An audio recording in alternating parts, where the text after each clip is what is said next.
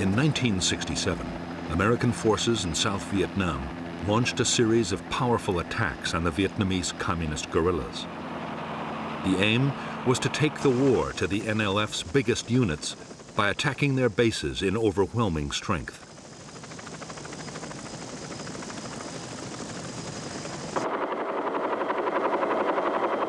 The Americans hoped that the guerrillas would stand and fight. They could then annihilate them with vastly superior firepower.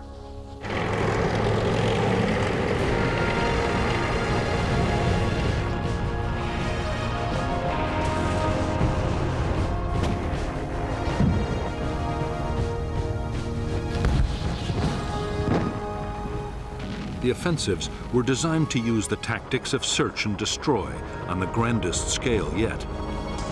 Some of the biggest helicopter operations of the war were mounted to try and trap entire Viet Cong regiments. More guns and aircraft were called in to support the attacks than had ever been unleashed on a Vietnam battlefield.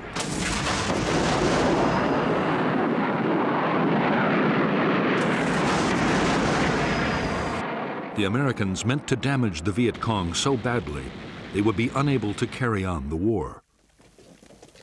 In fact, the Americans would fail to wipe out the Viet Cong's biggest units. Despite heavy losses in men and equipment, the guerrillas would return even stronger, ready to launch their own offensive campaign.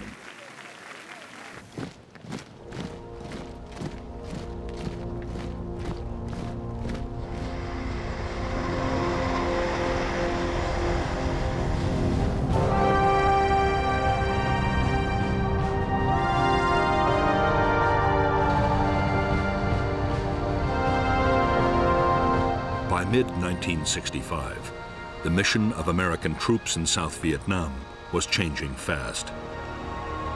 They had come to secure air bases, but now they were actively looking for combat with the Viet Cong.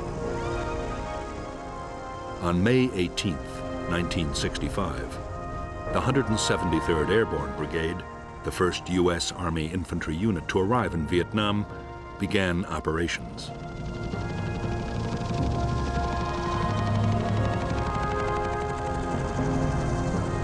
Its first task was to sweep a wide area around its base near Saigon.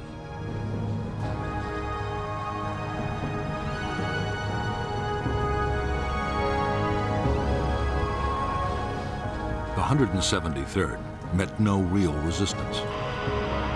There were thousands of Viet Cong troops in the Saigon area, but they remained elusive.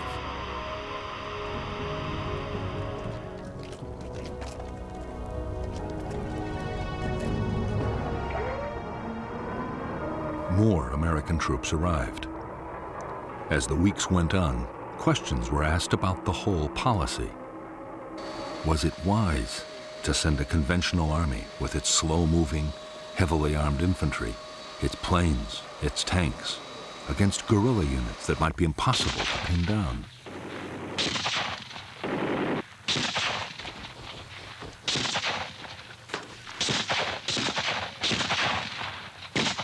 The U.S. commander in Vietnam, General William C. Westmoreland, insisted that the Army could find and beat the enemy. There were soon encouraging signs. In August 1965, in Operation Starlight, U.S. Marines surrounded a Viet Cong regiment of 2,000 men and defeated them in a full-scale battle.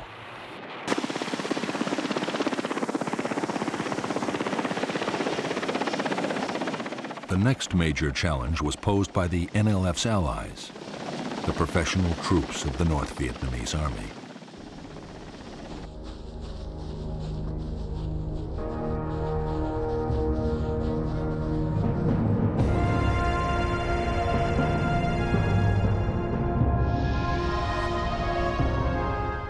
By September 1965, two North Vietnamese Army regiments, the 32nd and the 33rd, had moved down the Ho Chi Minh Trail and infiltrated from Cambodia into South Vietnam.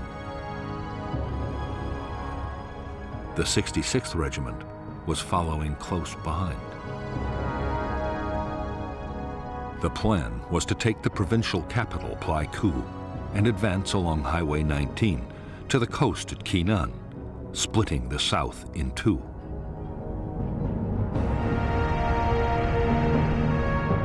The Americans were determined to block the NVA's attempt to reach Quy Nhon.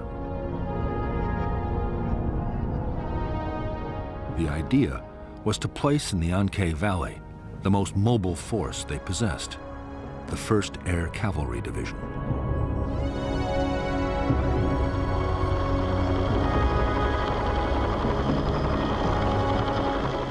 The Air Cavalry was the first formation anywhere in the world designed around the helicopter. The division was 15,000 strong and had 480 machines, 5 times the number of a normal infantry division. The whole idea had, until recently, been an experiment with an eye to any future war in Europe. No one really knew how it would work in a place like Vietnam.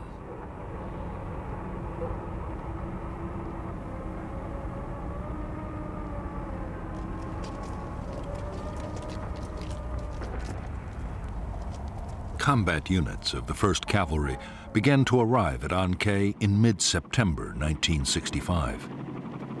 By October, the division was fully operational. Its base, Camp Radcliffe, had grown into a massive complex of helicopter pads, supply dumps, accommodation and maintenance facilities. For the officers and men of the Air Cavalry, there was a great deal to prove, and they were determined to take the battle to the enemy.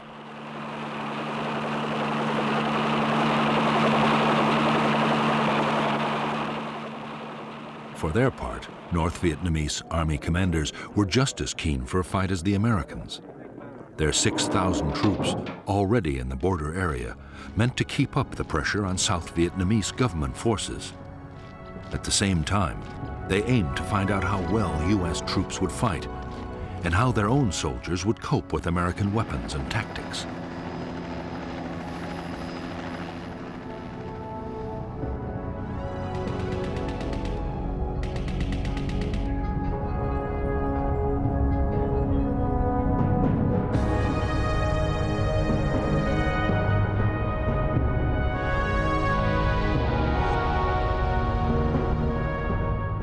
After infiltrating into the south, the 32nd and the 33rd North Vietnamese regiments had established a base area on the high ground of the Chupong Massif. On October 20th, 1965, the 33rd Regiment laid siege to an American Special Forces camp at Plai Mai. After a siege that lasted 6 days, the South Vietnamese Army, backed by the U.S. Air Cavalry, secured that camp, and both NVA regiments withdrew to the Chupong. There, they meant to join with the newly arrived 66th Regiment before renewing their campaign.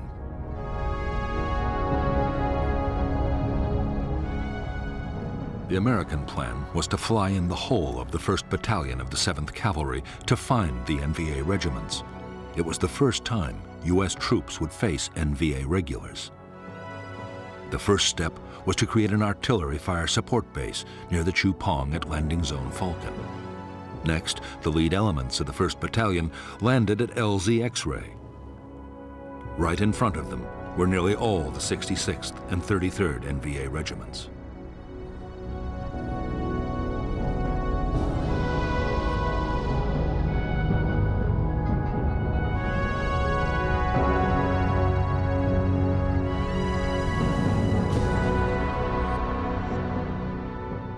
When Company B pushed towards the spur of the Chupong, it was attacked immediately, and a platoon was encircled. Company A was also pinned down by fierce fire before the rest of the 1st Battalion was landed.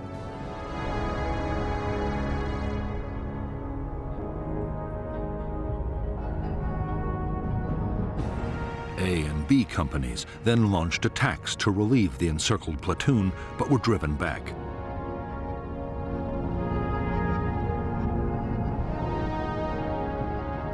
The The following morning, the Americans, reinforced by another company, were hit by waves of NVA troops. Heavy fire support wreaked havoc on the attackers, and by now another American battalion was on its way overland.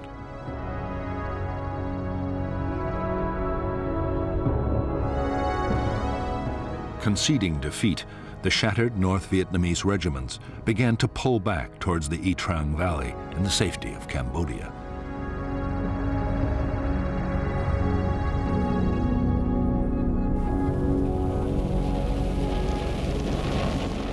After the fight at LZ X-Ray, the Chu Pong was bombed by almost 100 B-52s, each unloading 17 tons of high explosives.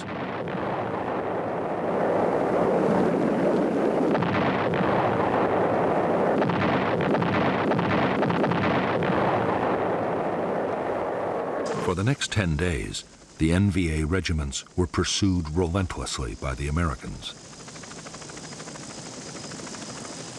But although the North Vietnamese were in retreat, they were still capable of hitting back. In one textbook ambush, mounted by a rearguard battalion of the 66th Regiment, 155 Americans were killed. For U.S. forces, it was the most costly day of the war so far.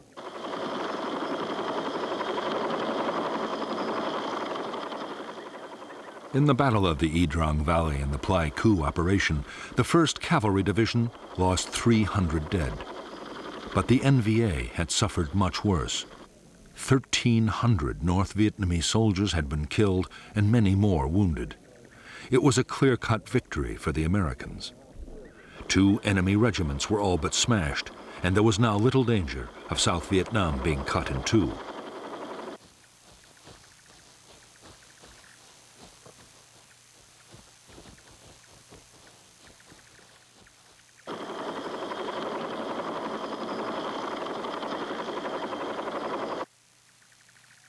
The Y Trang battle was a major boost for U.S. commanders.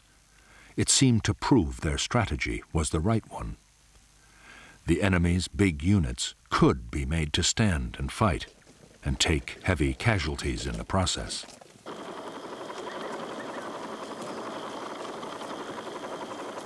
If the Communists could be forced into more battles like Y Trang, they would quickly suffer such losses they would have to abandon their whole campaign.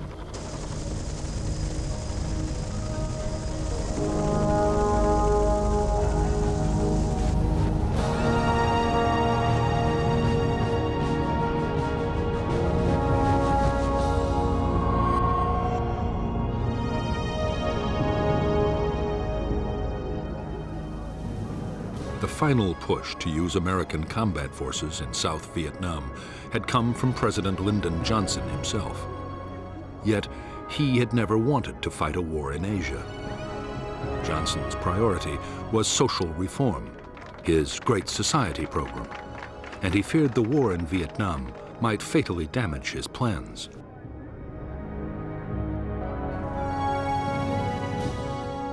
The problem for Johnson was that if the war grew unpopular, it could cost him the political support his program needed. On the other hand, if Vietnam was lost to communism, it would be just as damaging.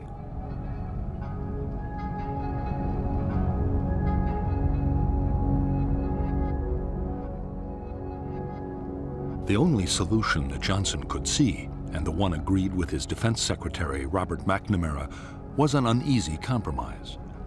The U.S. would carry on fighting the war, but everything possible would be done to limit its impact on the American people.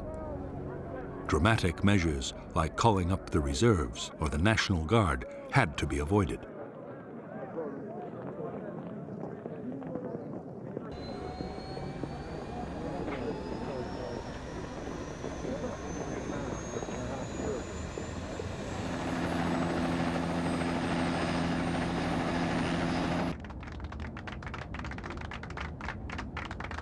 Above all, Johnson was determined to keep China and the Soviet Union out of the conflict in Vietnam. By now, both communist powers had nuclear weapons, and China had almost unlimited manpower.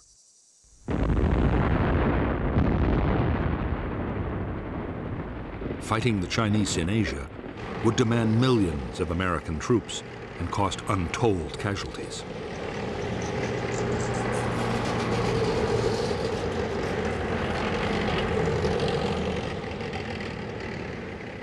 Johnson's solution was to fight a limited war. He restricted the bombing campaign against North Vietnam to personally approved targets. He also ruled out invading the North, no matter how much it backed the NLF.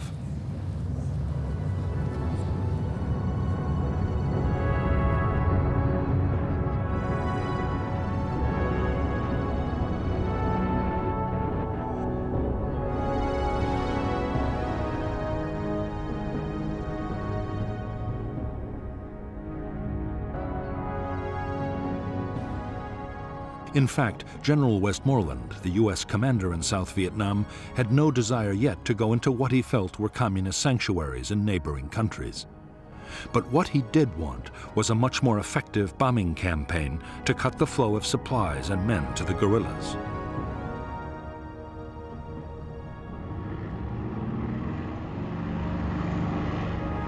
If that happened, Westmoreland was confident he could win.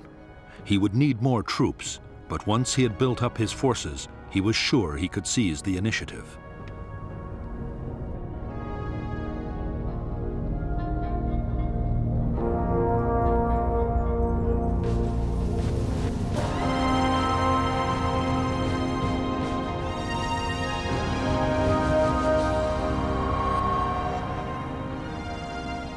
The leaders of the National Liberation Front were rarely able to meet.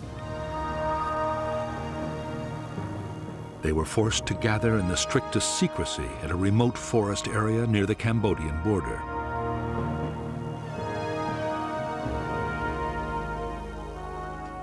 The fear was that a single American bombing raid could wipe out the leadership at a stroke. Security was intense, and avoiding enemy units meant that some members had to travel for weeks to reach the conference.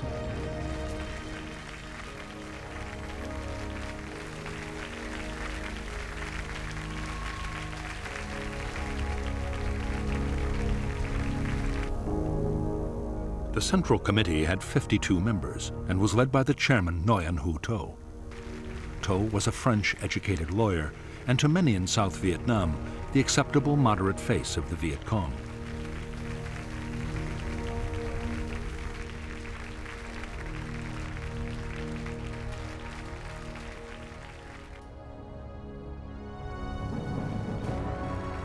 But behind To were lifelong communists like the General Secretary Huon Tan Phat, an architect and the NLF's foremost thinker.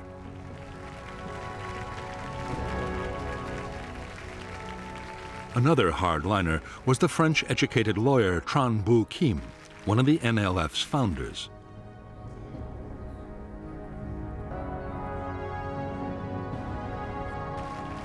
By now, Northerners were in almost full control of the military command, and through them, North Vietnam was making sure its policies were followed. The NLF guerrilla army was even more closely controlled by the North. Its top commander was a North Vietnamese Army General Nguyen Chi Thanh. Thanh was noted as a political firebrand and wanted to stay on the offensive, whatever the cost or the dangers.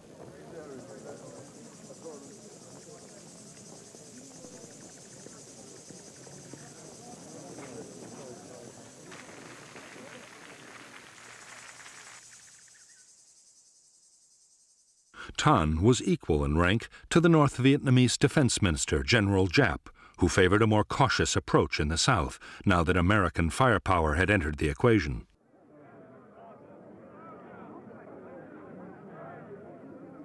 By the end of 1965, Giap was winning the argument.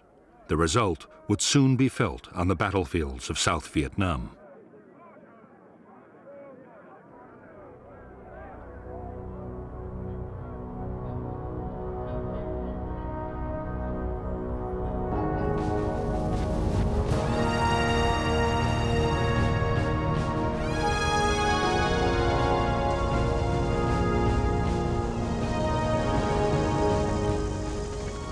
When American combat troops had first arrived in Vietnam, few U.S. officials had believed that the South could survive.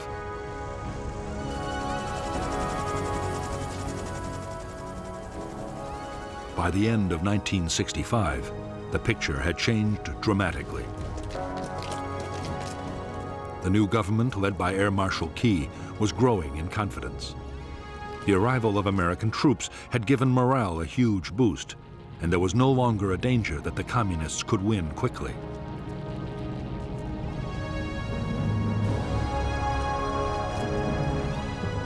For General Westmoreland, the next stage was to go on the offensive against the Viet Cong.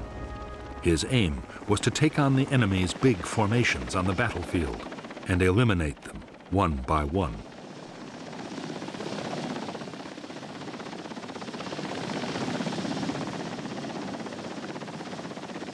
The tactics would be those of search and destroy, finding and trapping the enemy, then smashing his forces with massive firepower.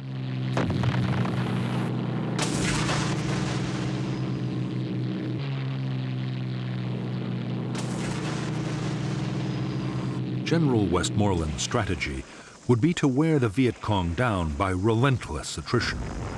In battle after battle, Westmoreland meant to force the Viet Cong to sacrifice troops and materials faster than they could ever be replaced.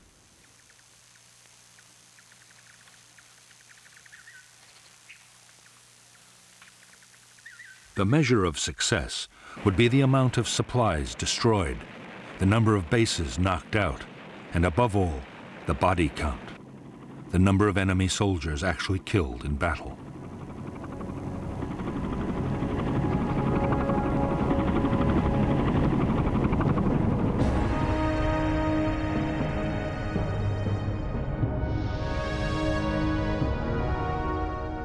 For defense, 4 national priority areas were agreed by the Americans and the South Vietnamese. The coastal provinces around Da Nang and Quy Nhon, and the central part of the Mekong Delta, and above all Saigon, the capital. These were to be first consolidated and then made the springboards for large-scale search and destroy operations against enemy units and base areas.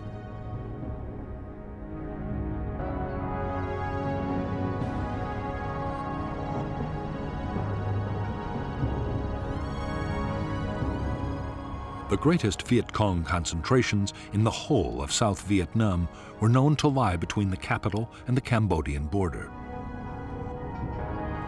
Through this area ran several strategic roads and the river routes into the capital.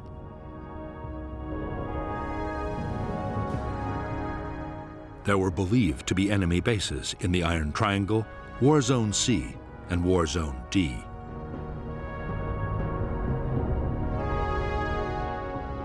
These base areas were the destination for most of the supplies and men that came down the Ho Chi Minh Trail, and it was these bases the Americans would have to attack if the Viet Cong were to be finally defeated.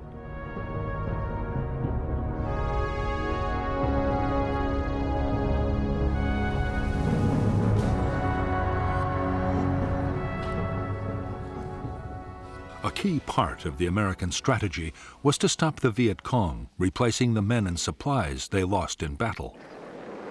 The Commando Hunt bombing campaign was hitting the North Vietnamese transport system and the staging areas for troops infiltrating down to the south.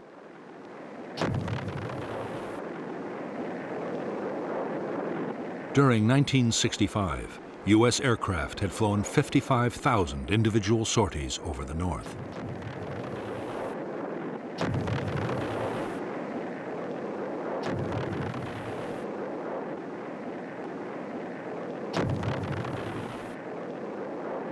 In the South itself, the Americans meant to take over most of the fighting. The U.S. forces were better armed and trained than South Vietnamese government troops.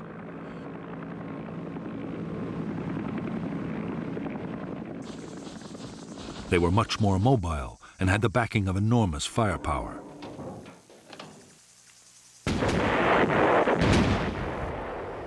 Meanwhile, to the intense frustration of many South Vietnamese army commanders, Government forces would deal mainly with local security. Only elite units would take part in offensive operations.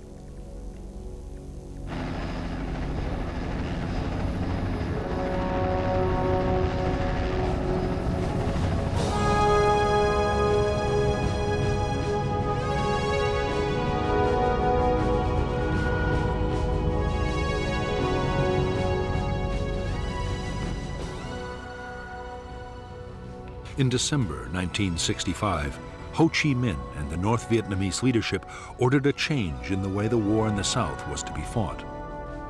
From now on, the Viet Cong would avoid pitched battles with the Americans unless the odds were clearly in their favor.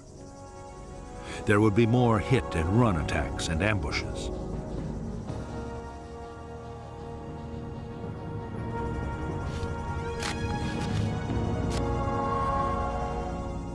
To counter the American buildup, Viet Cong recruitment would be stepped up, and more North Vietnamese army troops would be infiltrated into South Vietnam.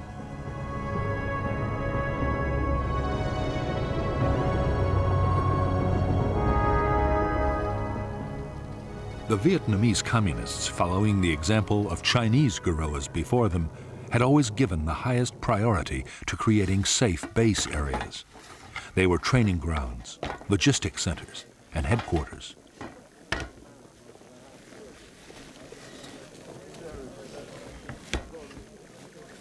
They also offered secure sanctuaries for times when the war might go badly.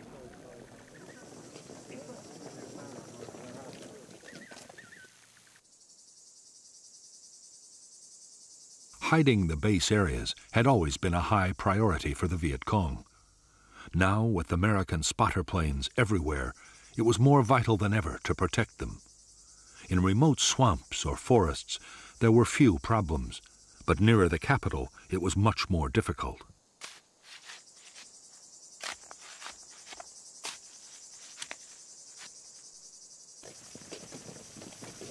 The answer was to build enormous warrens of underground tunnels. The biggest were in the Iron Triangle and in the Cu Chi district, only 20 miles from Saigon.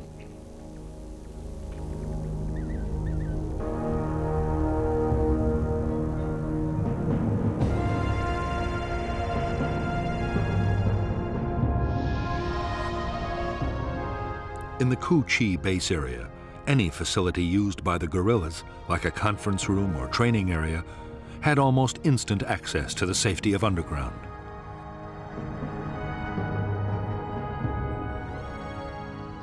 Hidden trapdoors led below, past guarded chambers to long passages. At regular intervals, branches led back to the surface and other secret entrances. Some openings were even concealed beneath the waters of streams or canals.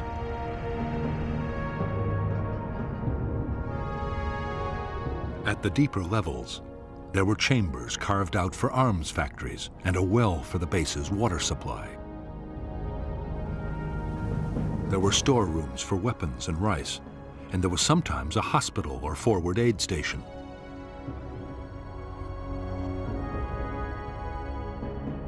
Long communication tunnels connected the base with other distant complexes.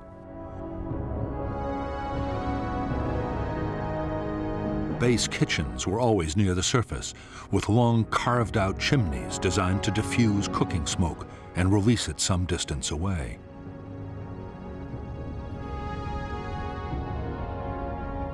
Near the kitchens were the guerrillas' sleeping chambers, where they could survive for weeks at a time if need be. Everywhere on the top level, there were tunnels leading back upwards to hundreds of hidden firing posts for defense of the base.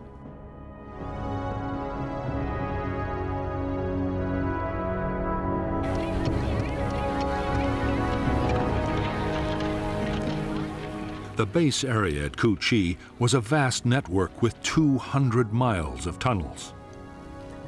There were other complexes too, big and small, scattered all over the country. Each villager in an NLF area had to dig a meter of tunnel a day. There was even a standard handbook specifying exactly how tunnels were to be built.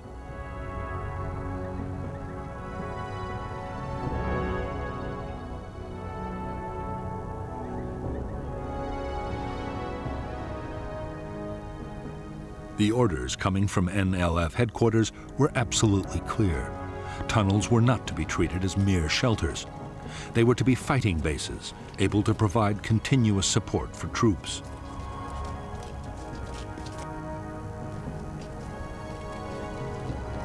Even if the village was in enemy hands, the NLF beneath should still be fully capable of offensive operations.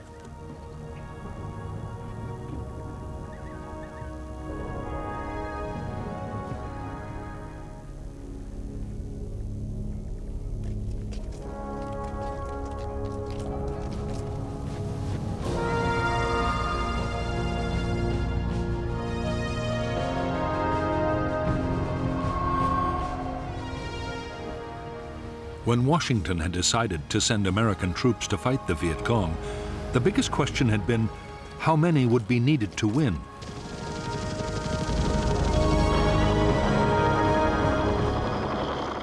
Military planners accepted that to win a war against guerrillas, an army needed to outnumber them 10 or even 15 to 1.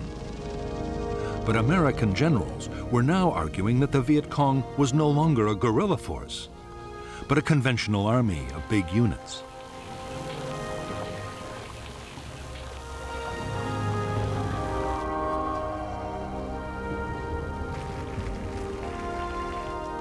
Because U.S. commanders were confident they were not fighting a guerrilla war, they saw no need for a 10-to-1 superiority in forces. Against a regular army, 3-to-1 was usually considered enough.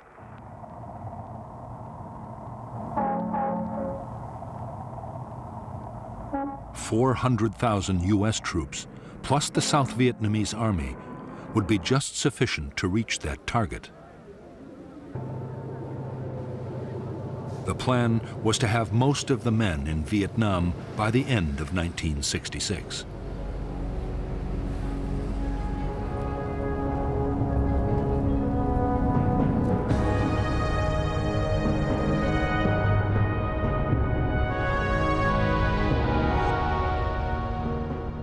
The South Vietnamese army had divided the country into 4 tactical zones, with an army corps in each.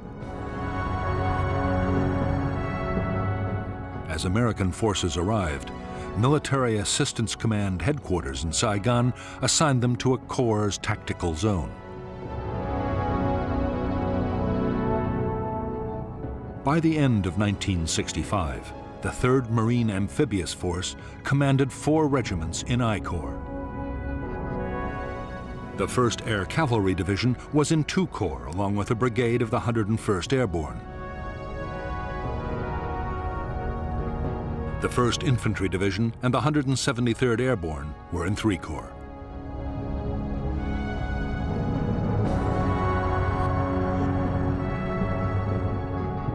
During 1966, the plan was to build up U.S. strength by 2 Marine regiments, 3 Army divisions, an armored cavalry regiment, and 2 light infantry brigades.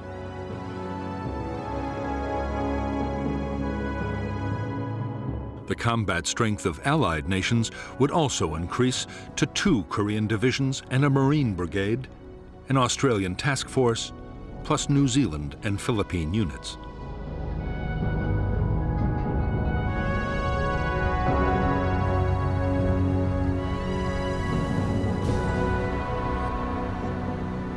By late December 1965, almost 150,000 U.S. troops had arrived in Vietnam. The Air Force had over 500 aircraft at 8 bases. The huge scale of the buildup had placed an incredible strain on facilities and installations.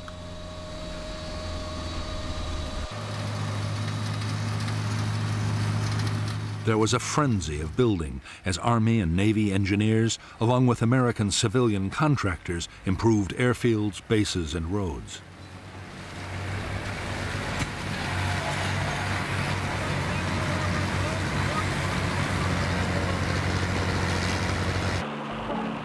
The most ambitious construction project of all was a gigantic port and logistics base at Cam Ranh Bay.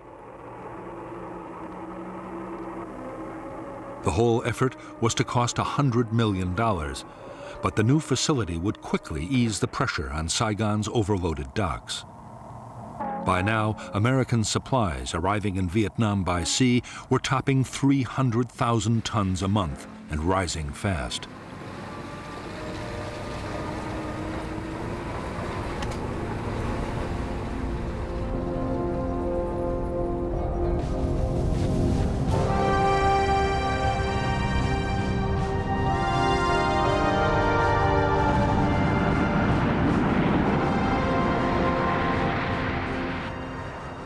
As the Cold War had produced one world crisis after another, the U.S. armed forces had been on a war footing almost continuously for 5 years.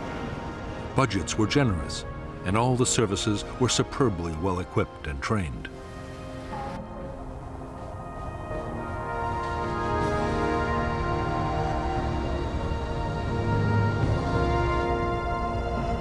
Many American officers and NCOs already had combat experience in Vietnam as military advisors.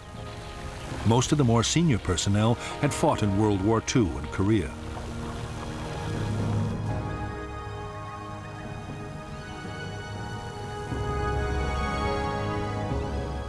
But for the enlisted men, many of whom were draftees, their training programs rarely prepared them for what was to come.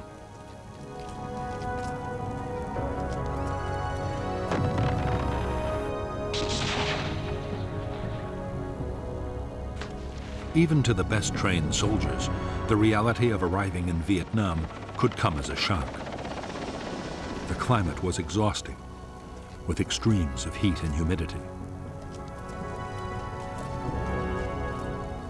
The Vietnamese people and their culture were totally unfamiliar. Many American soldiers were from U.S. cities, and the lives of Southeast Asian peasants were beyond anything they knew.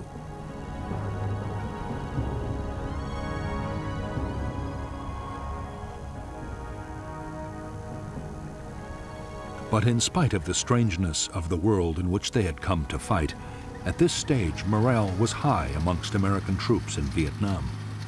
There was confidence in the Army's leadership, and most units had a strong sense of camaraderie. There was also the knowledge that a soldier's basic tour of duty was a finite 13 months and 14 days.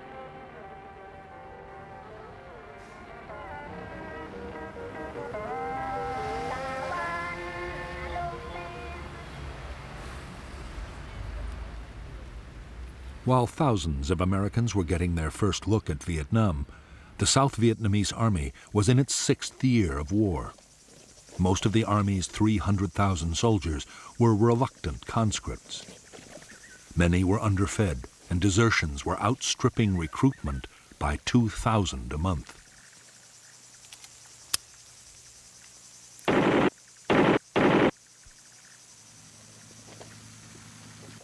As for the officers, corruption was rife, and many sold their units food and supplies. The most senior commanders had nearly all been appointed for their political and family connections.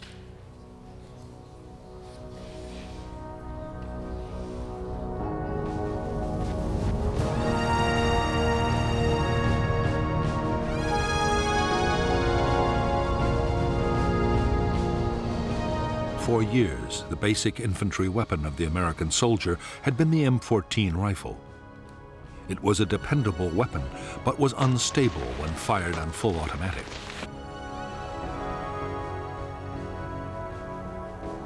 The M14 would stay in service with some units for a long time yet.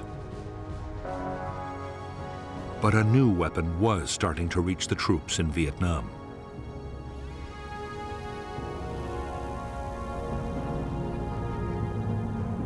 The M16 was a light, compact assault rifle made of metal alloy and plastic.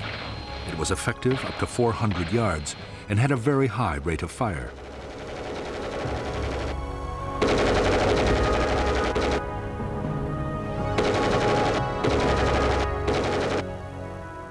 Although on paper the M16 seemed to offer the infantryman everything he could wish for in a rifle, the reality was very different on the battlefield. The M16 was prone to jamming, a nightmare for the soldier in a firefight. The problem was reduced by scrupulous cleaning, and later modifications would cure the problem completely. But in the meantime, many men viewed the M16 with deep mistrust.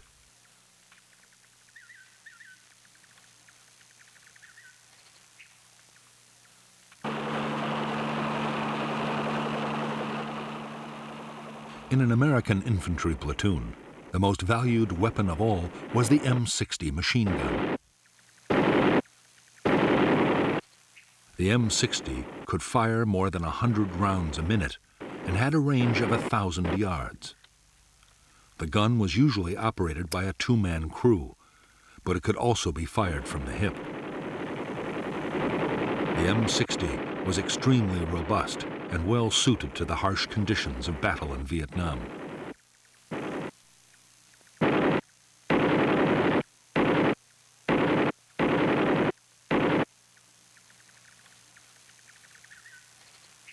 As well as the weapons they took with them into the field, American infantry could call on heavy fire support at any time.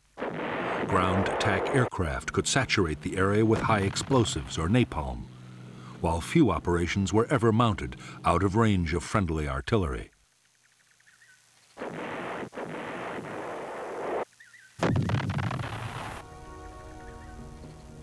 Unlike aircraft, guns were not affected by weather or visibility, and they were extremely accurate.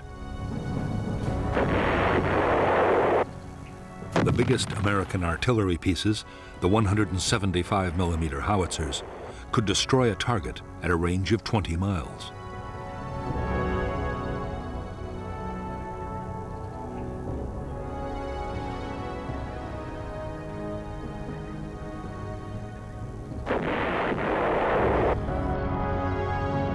By now, every infantry division depended heavily on helicopters to maneuver its forces on the battlefield and to carry supplies and heavy equipment. For the Army, the basic infantry transport helicopter was the UH-1 Huey. The men called it a slick because its frame was uncluttered by guns or rockets.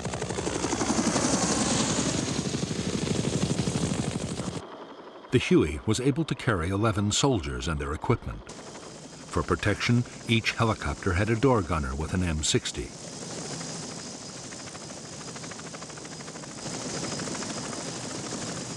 As well as Hueys for transporting infantry and general supplies, there were Huey gunships for escort and assault. The gunships were armed with a formidable array of rockets, machine guns, and grenade launchers.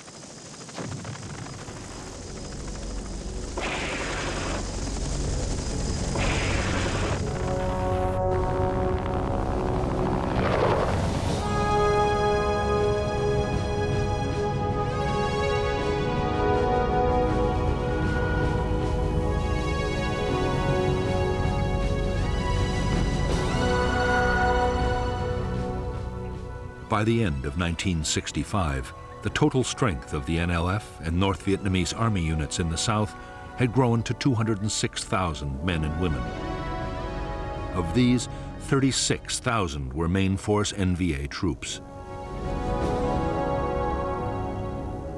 The rest were regional and local guerrillas.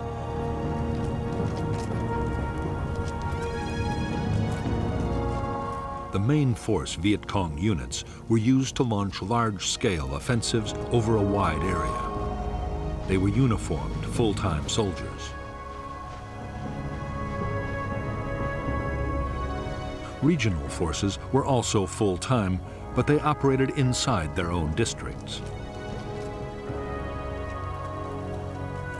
If necessary, their units could come together to make bigger formations for a large-scale attack. If enemy pressure became too great, they could break again down into smaller units and scatter.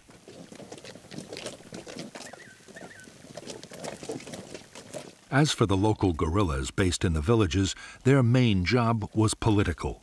They were a constant reminder of the armed presence of the Viet Cong and worked to increase local support.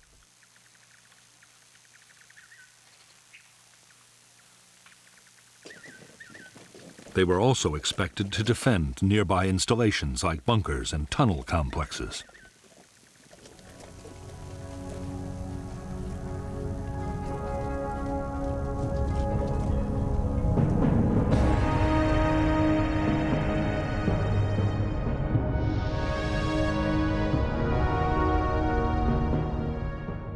Viet Cong forces were commanded by the Central Office for South Vietnam, near the Cambodian border.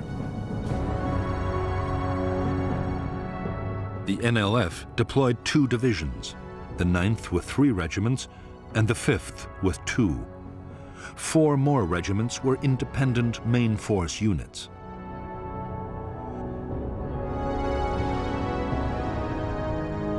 The NLF also controlled more than 40 local and regional battalions.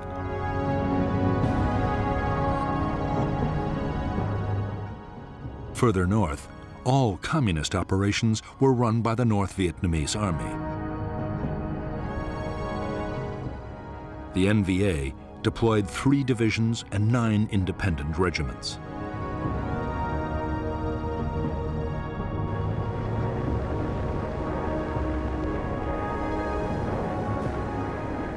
In 1965, American aircraft made tens of thousands of bombing attacks against the Ho Chi Minh supply trail and on logistic centers in North Vietnam.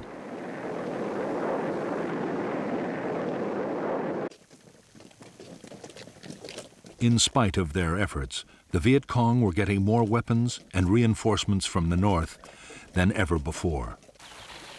The average Viet Cong unit was now better armed than at any time in the movement's history.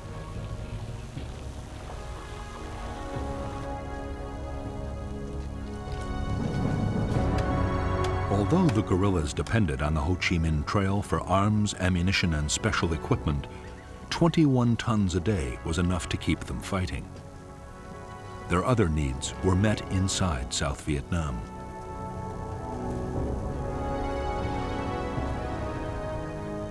To feed the troops, rice taxes were imposed on farmers, and every possible local resource was used and reused. Nothing was wasted. Even the American supplies and containers left behind on the battlefield were put to some military purpose.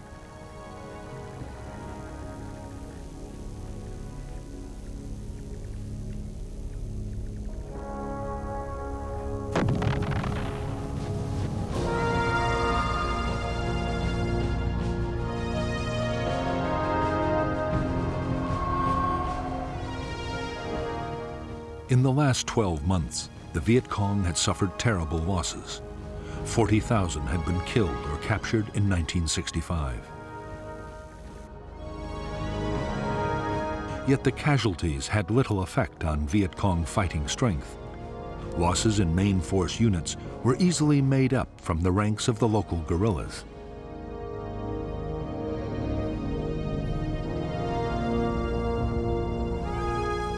The biggest problem was the high casualty rate among officers. To replace these, the Viet Cong depended on trained men coming down the Ho Chi Minh Trail from the north.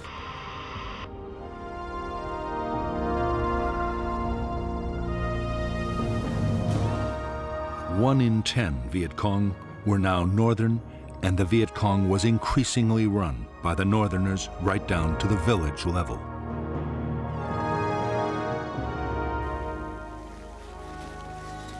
By this time, most Viet Cong main force soldiers had fought for years and were highly skilled and motivated.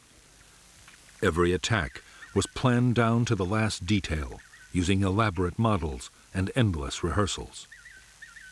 The troops were well trained in infantry tactics and night operations.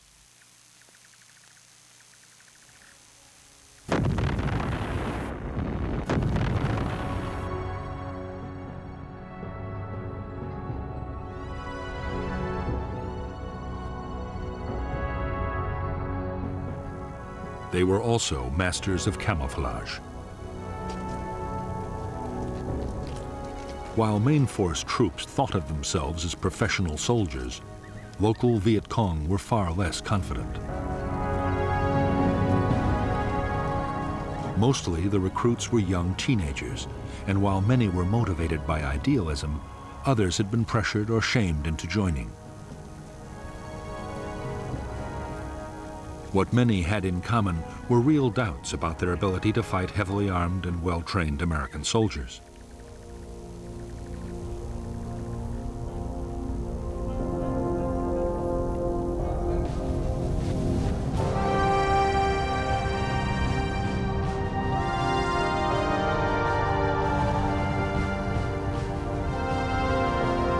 Most main force Viet Cong troops were now armed with a superb assault rifle.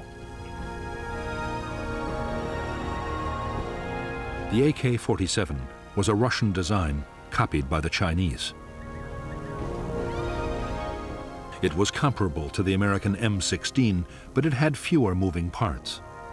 The stock was wood, not plastic, and was far more reliable in Vietnam's testing conditions.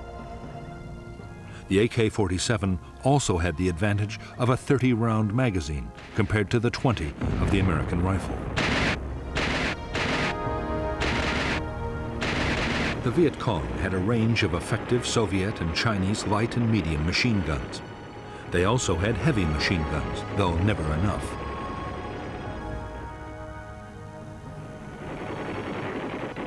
The bigger weapons were especially valued for defense against American helicopters.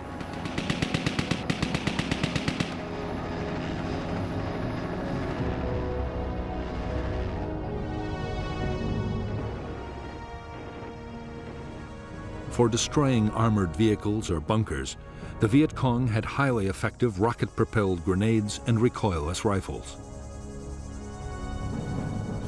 Mortars were also available in large numbers and had the advantage of being very easy to transport.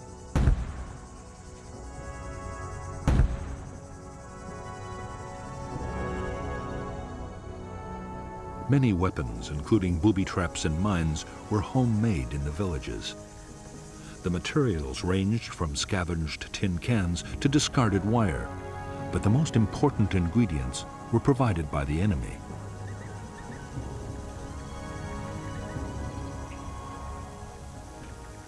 In a year, dud American bombs could leave more than 20,000 tons of explosives scattered around the Vietnamese countryside. After air raids, volunteers retrieved the duds, and the dangerous business of creating a new weapon began. In 1966, locally made devices would kill more than 1,000 American soldiers.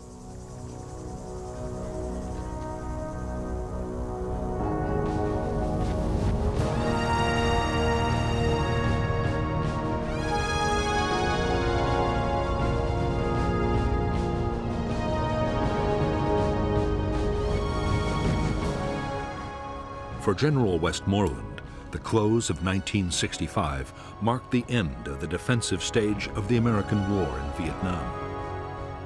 In the coming year, he meant to complete his buildup. Then he would launch the full-scale offensives that would lead to final victory.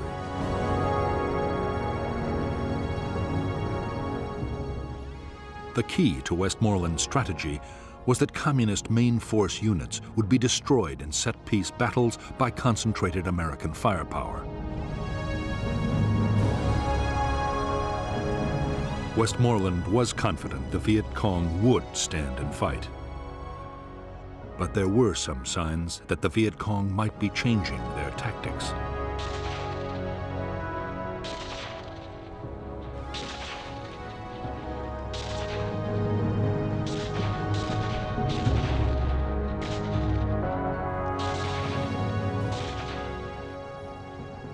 In the last weeks of 1965, the Viet Cong concentrated their attacks on poorly defended targets, like isolated outposts and remote towns. Strong South Vietnamese or American forces were making contact with big guerrilla units less and less often. At the same time, there were more sniping incidents and ambushes. As a result, While Viet Cong casualties went down, American and South Vietnamese army losses increased dramatically.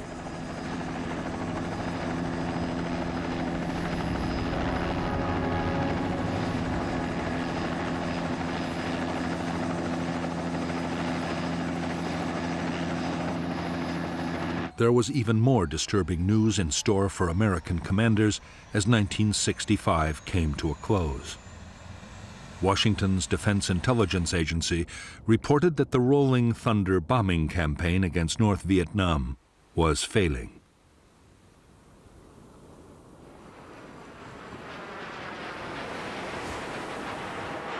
After 10 months of increasingly fierce air attacks, the North showed no signs it was about to give up its support for the Viet Cong.